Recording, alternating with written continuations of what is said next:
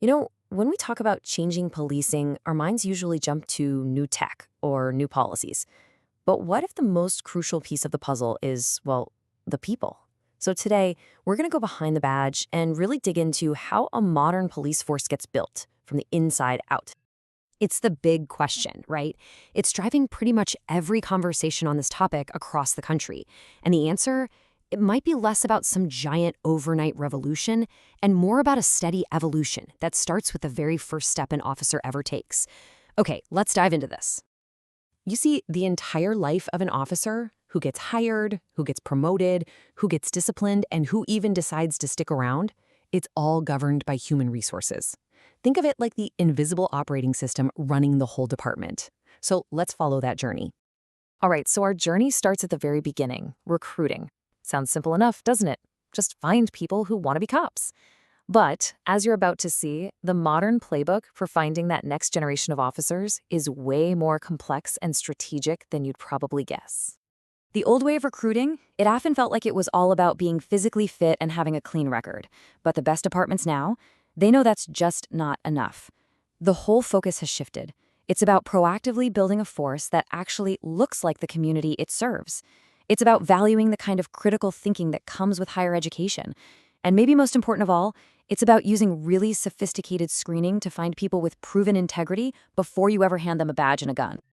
In this process, it really is a funnel, not just a bunch of hoops to jump through. It has to start wide, right? Reaching out to build trust and get a really diverse group of people interested. From there, it gets narrow, fast, through tough screening. And only the absolute best candidates get forged into officers during that intense academy training. The goal isn't just to fill the seats, it's to make sure only the highest quality people make it all the way to the end. Okay, so you've gone through that whole complex funnel. You've hired a fantastic officer, job done, right? Ha, not even close. Now for the real challenge, keeping them. How does a department create a place where the best and brightest don't just start a career, but actually want to build one for the long haul? Now, what's so fascinating here is what this tells us about what officers actually care about. It's not just about the paycheck. Look at the biggest pieces of the pie: career development, the culture of the department, and leadership. Officers want to see a path forward, they want to feel valued, and they need to believe in their leaders. And that really gets right to the heart of it, doesn't it? A department can have the shiniest cars and the best training in the world, but if the day-to-day culture is toxic or the leadership is weak, you're going to lose your best people. They'll just burn out and leave. That internal environment, that's the glue holding the entire thing together. But you can't talk about culture, leadership, and working conditions without bringing up one of the most powerful and, let's be honest, often controversial players in any police department: the union. So what is a police union exactly? Well, at its core, it's a labor organization. It's a lot like the unions for teachers or electricians. Their main job is to go to bat for their members on the big stuff, pay, benefits, and the day-to-day conditions of their work. But in the world of policing, this protective role creates this really unique tension.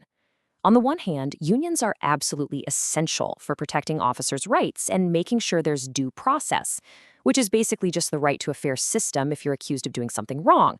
But on the other hand, that very same power is often criticized for making accountability harder and for slowing down reforms that many people feel are necessary.